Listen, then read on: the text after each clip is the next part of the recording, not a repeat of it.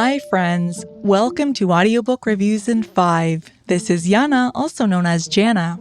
In today's extended episode, I chat with Elena Iacono. Elena is a professional colleague of mine who helps empower people to support their well-being and mental health, including flexible resources and compassionate workplace practices. Elena has inspired me with her passion for exploring food and gardening. When her grandmother died in April 2020, during the early days of the pandemic, Elena lovingly replicated her Nonna's cherished recipes in a cookbook, which she used to raise more than $60,000 for Food Bank Canada, roughly the equivalent of 200,000 meals. Elena and I share a love of nonfiction, especially evidence-based work about well-being and managing mental health. Our conversation today includes highlights of our favorite recent books, our reflections on leaving the pandemic with new insights about what it means to care for ourselves, and the power of curiosity and our environment to lift our spirits. You can find links to the resources and books we discuss in my show notes. And now I bring you Elena Iacono.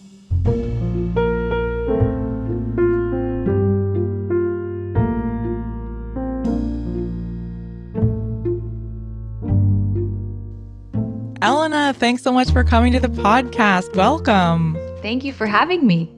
This is a podcast typically about audiobooks, and I know that we've had a few preliminary chats about what you like to read and some of the topics you're interested in.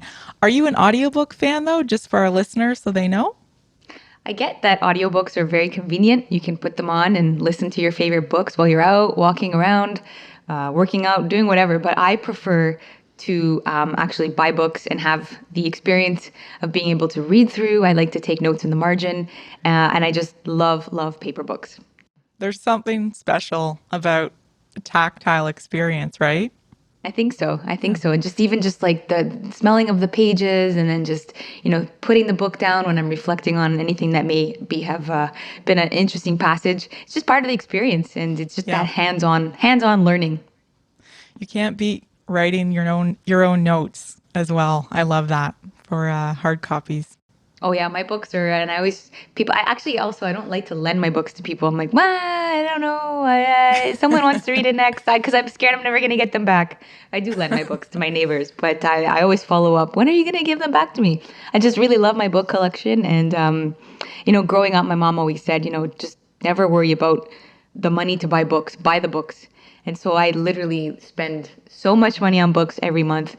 And my husband also doesn't seem to really mind either. So it's good. It's a win-win for me. There's worse things to be addicted to, right? I think so. Well, one of the things that you are famous for, if anyone follows you on Instagram, they know you have these stunning flower photos, and you do flower arrangements as well as growing your own flowers. And recently, you've started to talk a little bit about a topic that I don't really know much about, so I'd love to hear your take on this. You've used the term eco-psychology, and this is a new term for me. Can you talk a little bit about what eco-psychology means?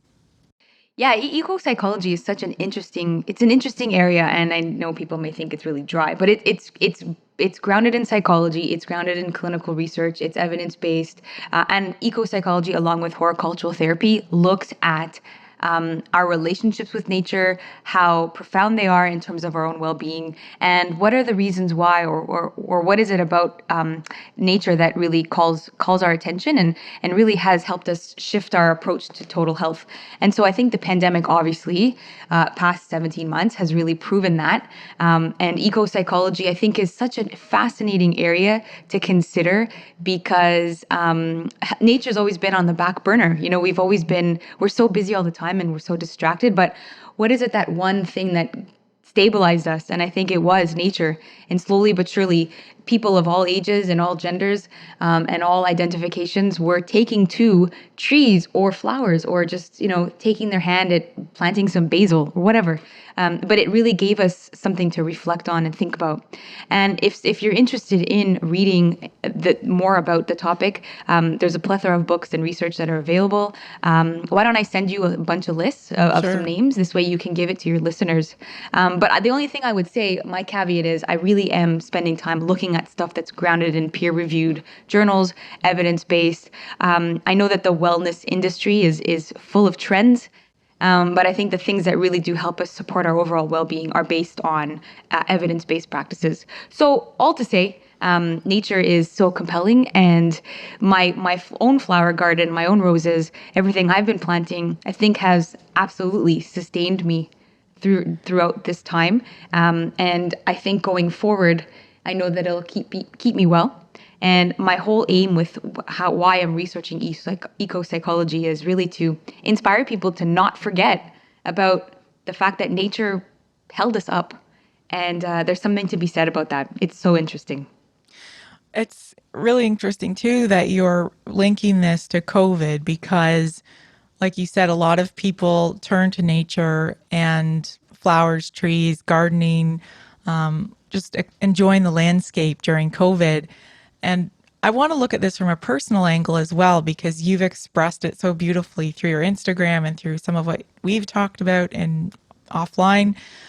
Can you talk a little bit about what you've learned about your resilience and coping skills during COVID and which ideas helped you to be resilient, whether it's related to eco psychology or other ideas? It's a good question because I think we've all gone through a period of growth and we're growing every day, pandemic or not, and we're going to continue to evolve. But I think some of the ideas that have been circulating in my mind really do stem from a variety of different books. One particular, written by Harvard professor Francesca Gino, who I'm a huge fan of. I actually was so lucky to get her attention. She's busy. She's got like 5 kids and she's a Harvard professor and she's writing a bunch of books. We had an Instagram live, and in her book Rebel Talent, she talks about 5 character traits that people who really do try to stand up to life and its challenges exude. So, and one of them was curiosity, and one of them was, yes, of course, resiliency, which is such an overused term, but really thinking about what makes us strong. I've set up boundaries like so many people have. I'm not alone in that, and really just sticking to our own convictions. And I think this has been a time of it's been a hard time. And I when people tell me, oh, but there's a silver lining. No, people have died. People have lost time. People have lost jobs and so on. Of course, we want to ground ourselves in looking for things that are good that have come out of this. But we can't forget that it's been a really dark time. But I think coming out of this, we've reimagined who we are, what we stand for, and I think those are some of the values that have carried me through this. And yeah, I mean, we're all coming out of this stronger, and the notion of setting boundaries and just sticking true to my own values is something that I have personally thought about, and that's helped me keep carrying on. Absolutely. And one of the words you mentioned, curiosity, I actually like that better than resilience because I think I agree with you. Resilience is everywhere. It's a buzzword. It's meaningful, but curiosity has the benefit of being entertaining and fun. And resilience can sound a little bit like you're going to work hard and stay optimistic, and there's a sense of grittiness to it. And again, the word grit is also popular, but curiosity is linked to our imagination and what brings us outside of our routine or outside of thoughts that maybe aren't very helpful to us in moving forward or connecting with people or being happy or wherever we are.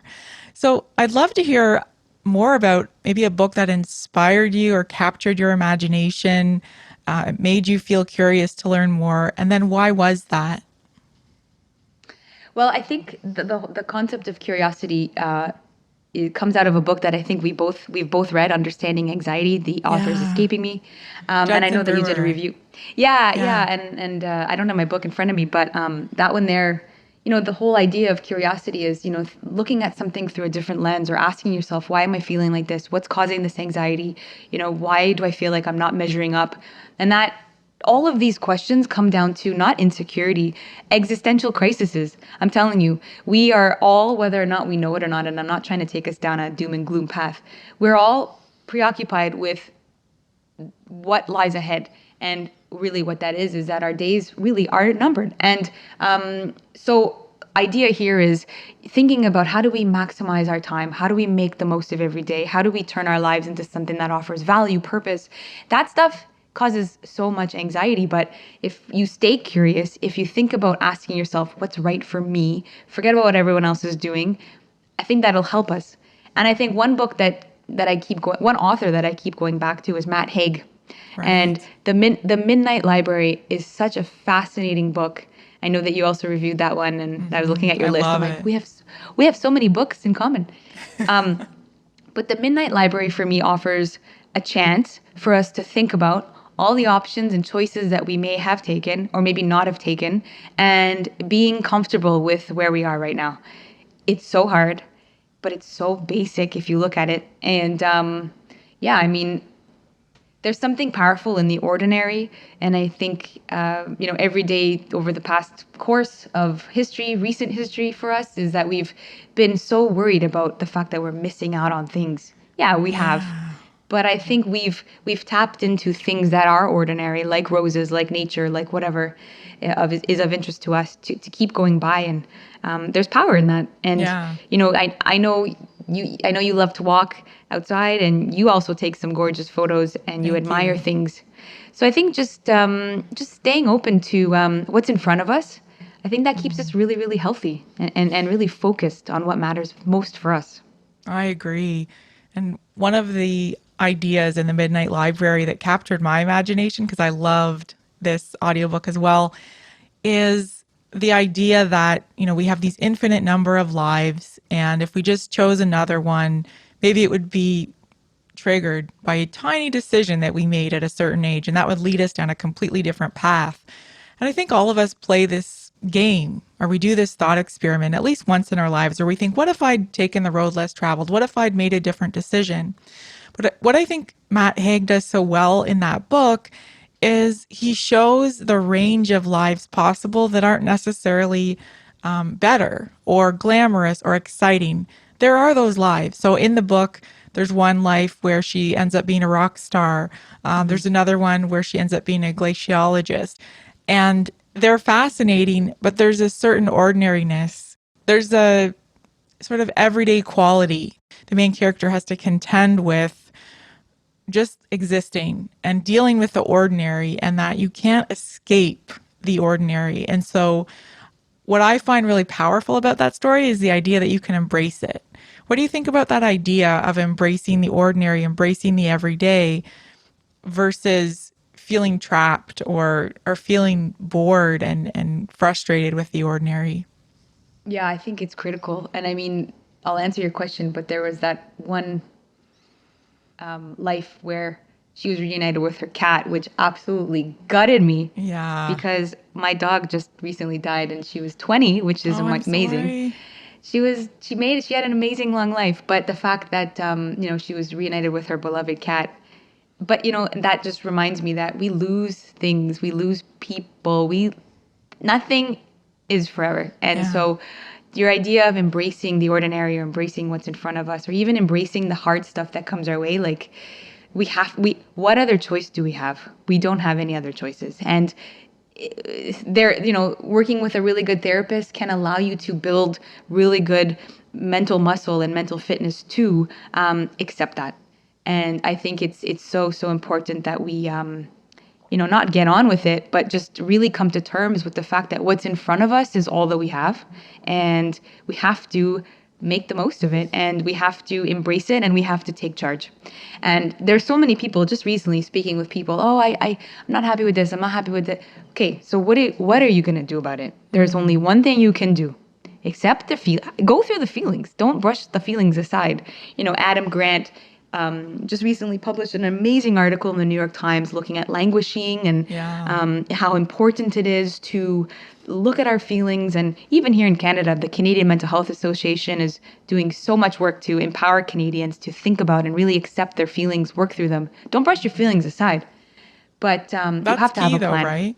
Like that's really Right. key because I think some people hear the phrase just accept things and they interpret that as you can't feel sad. You can't feel angry. You should just move on. And I think it's really critical what you just said, Elena, which is you can accept the present state of reality, but you can still feel what you feel. And those things aren't mutually exclusive. And don't forget that you're empowered to, you can make a better day for yourself tomorrow. You have that in you. And part of my work that I do, and even in the research that I'm always doing, just I'm curious, okay, so how do we take charge? How do we take life back, and how do we reclaim our well-being? And that is something that I will never allow anything or anyone to take away from me. And I also inspire people to also think about that too. Like, we are the owners of our own well-being and our own path.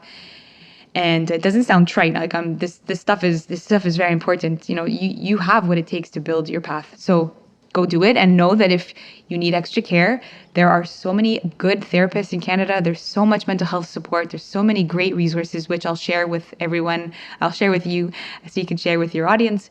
You're never alone, and you've got what it takes. You've got what it takes to reclaim everything. So hopefully this resonates with people. I'd love to know when someone comes to you and they say, Elena, I'm struggling with something, whether it's isolation, frustration, maybe they've lost somebody. What title might you recommend to that person? Or what are some of the titles you've recommended to people who are dealing with specific issues? Yeah, I mean, I'm there's so many great free resources that are available. The Canadian Mental Health Association. I always try to remind people, rather, if check with your employers if maybe you've got benefits that you can use. I know more and more organizations are doing a good job to thinking about how they can support team member well-being. I mean, where we work, we have the privilege of working for such an amazing place that prides itself on helping team members, very progressive on that front. But I'd say check with your employer, check with the government of Canada has some great resources. Kids Help Phone is available. They also take calls and texts from adults. But if you're curious on reading stuff, there's so many great books. It just depends on the title. But recently, and this isn't a clinical psychology book, but one book that I just recently read, it was written by, surprisingly, Sharon Stone. And we think of her as this glamorous Hollywood actor, but she's won something big. She's won something massive, and she's a big philanthropist, and she does so much good humanitarian work. And she just recently wrote a book called The Beauty of Living Twice. And in that book, she reveals some horrific childhood trauma. She's also had a major brain aneurysm or a big stroke. And her book really shows us great abilities of comebacks and resilience. And that's a really good book. And a lot of people have actually read it after I've recommended it. So I recommend it to you and your audience as well. Well, I'll definitely link to that in the show notes, and I'll include a number of resources from Elena in the show notes too, so that anyone listening can check out those websites that she's highlighted and mentioned. There's so many great resources, and I don't want anyone to lose out on those opportunities because many of those are free. So you can easily access some really helpful tools. And reading about somebody's life, like in this case, Sharon Stone, someone who's undergone incredible adversity, they've overcome challenges. I always find that really motivating because there's something about storytelling and sharing real examples from somebody's life when they've struggled with something that inspires me to think, oh, well, if this person can make it through, I think I can do that too. But even something as simple as, if this person is struggling with a particular issue. So I'm thinking recently I reviewed Lori Gottlieb's mini memoir. She's a psychologist, and she ends up going to see a psychologist when she has a traumatic breakup. And she's struggling with some of the concepts that she herself has learned and considers herself an expert on. And there is something very reassuring about knowing that even somebody who's an expert can still struggle with their own thought process and working through some of their problems. And they can still fall prey to some of those bad habits, like getting stuck in an anxiety loop and not being able to listen to yourself or be honest with yourself. And I'm thinking, as we look forward to seeing more people and to a post-pandemic life, which ideas about wellness do you want to hold on to or remind yourself of?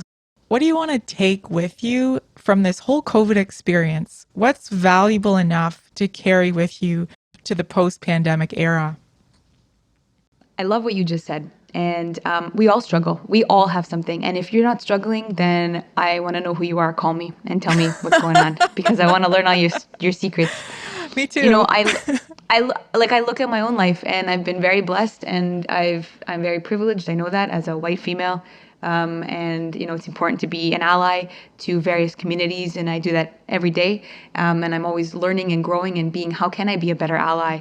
But I think we all have something, and life, we're not immune, and life is challenging. And you know, I was talking to someone and like, what do you have to worry about? You're so lucky. I'm like, yes, I am. But when you strip all that away, we're all the same. We're all human. We all have fears. We all have worries. We all have insecurities, which I have all of those. We all do.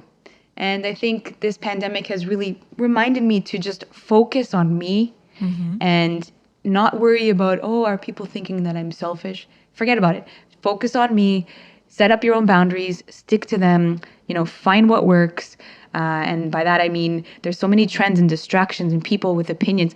You know, focus on what works for you in terms of keeping well, whether you want to focus on your physical well-being or your mental health, or you want to give back to your community, or you want to indulge in nature, or you want to, you know, think about your finances in a different way.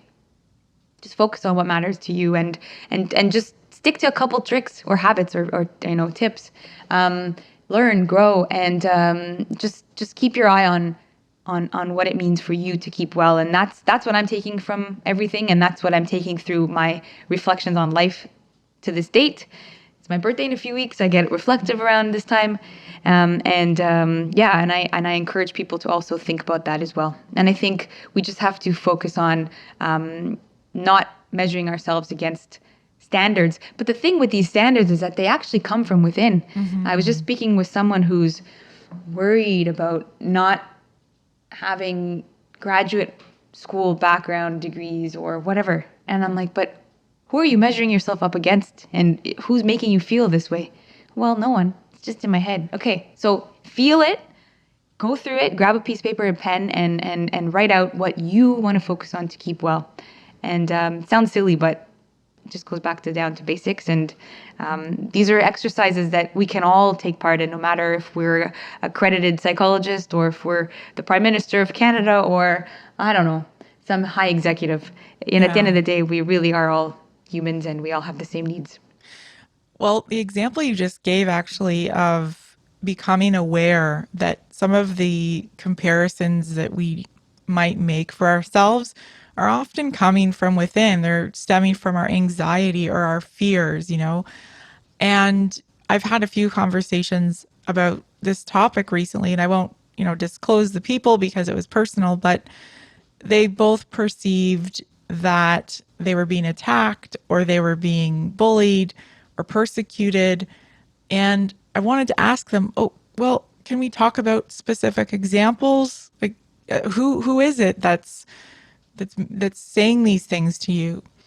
And in both cases, it was from many years ago. It was a memory of something that had happened to the person decades ago.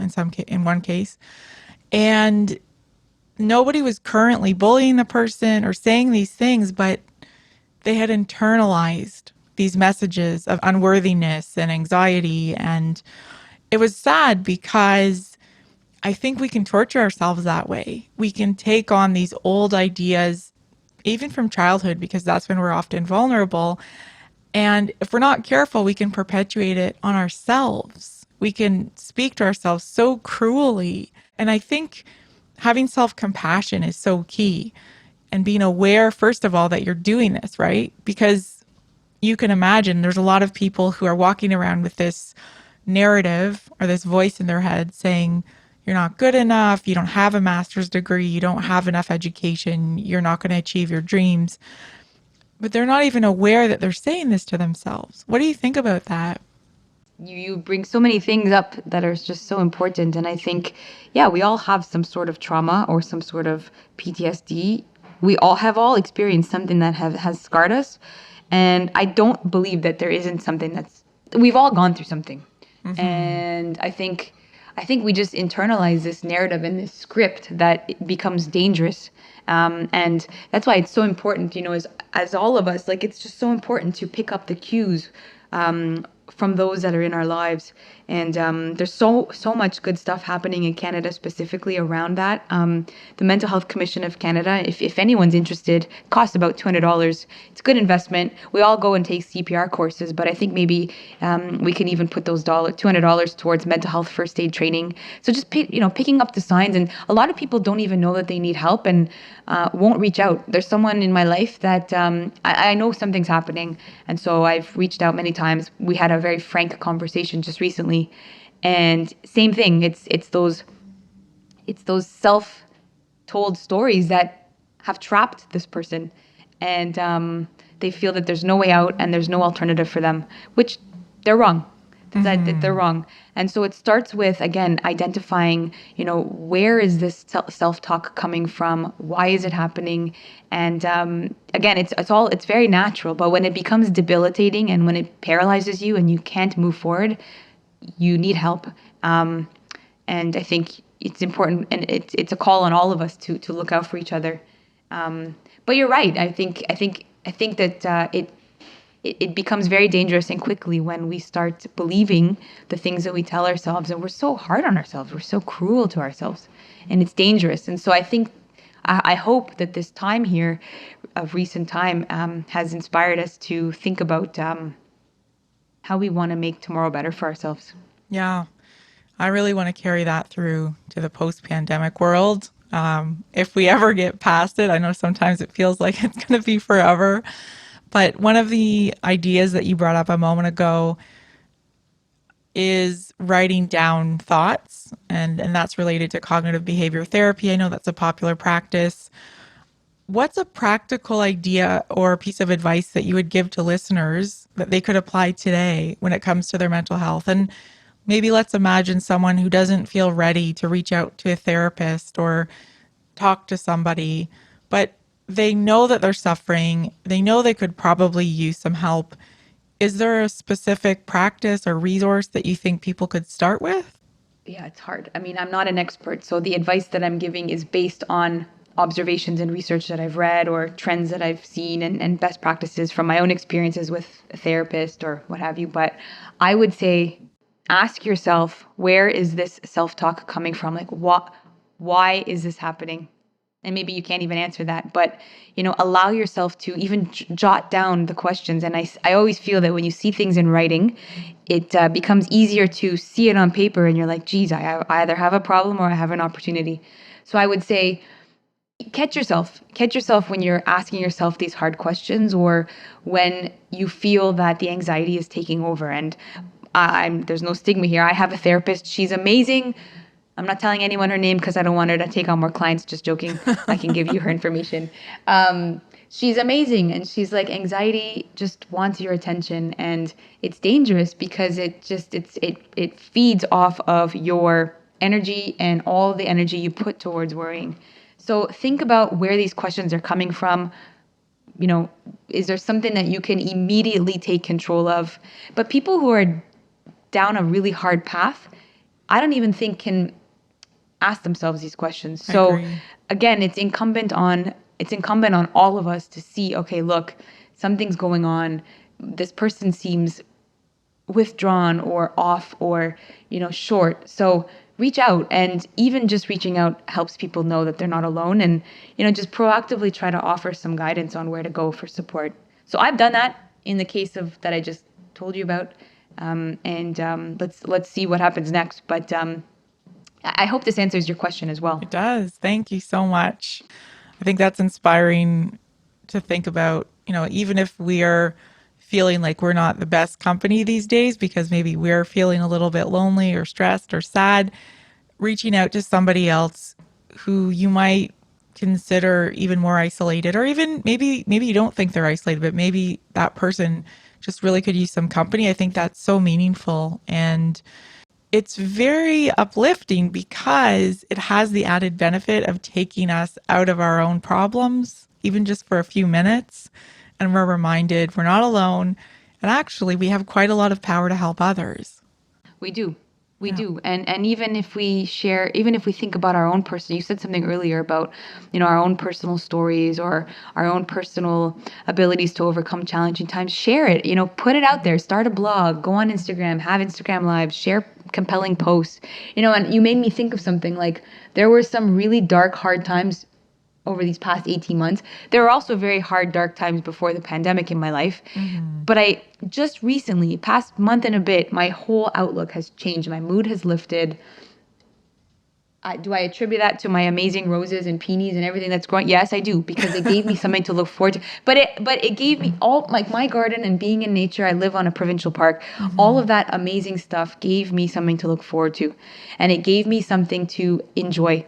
And so if there's something that you enjoy, just do it. And think about, give yourself some small short-term goals. If there's something that you've been meaning to read or learn or try, just set yourself some goals and give yourself something to look forward to. And it's those small wins that together help us accumulate to better well-being.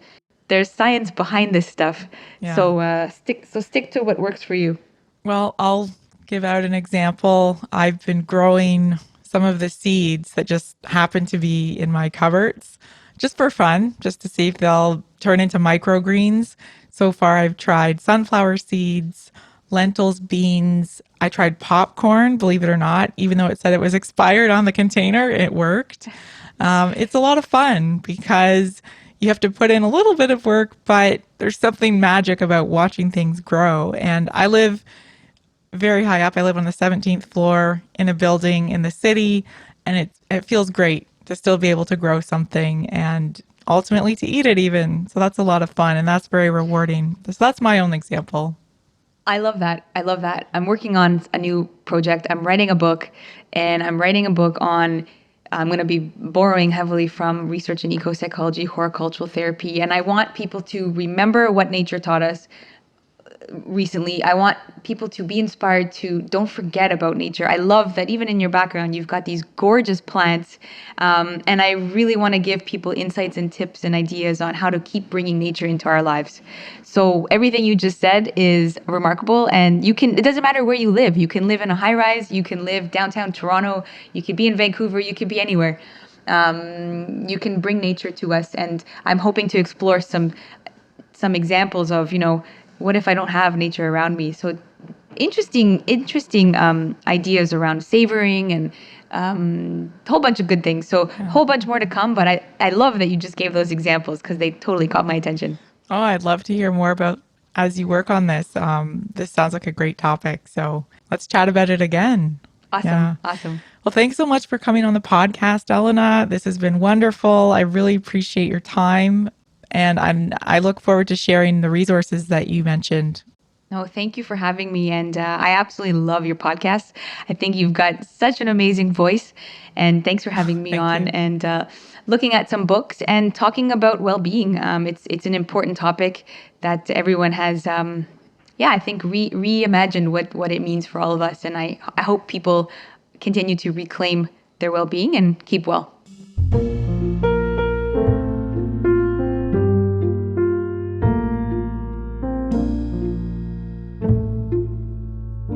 That's all for this episode of Audiobook Reviews in 5. Thanks for listening. If you have not yet done so, please follow us on Facebook and subscribe to Audiobook Reviews in 5 on Anchor, Apple, Spotify, and many others. By subscribing, you help increase the profile of this podcast and chances of other listeners finding it. I look forward to checking in with you all again soon. Please stay safe and be well.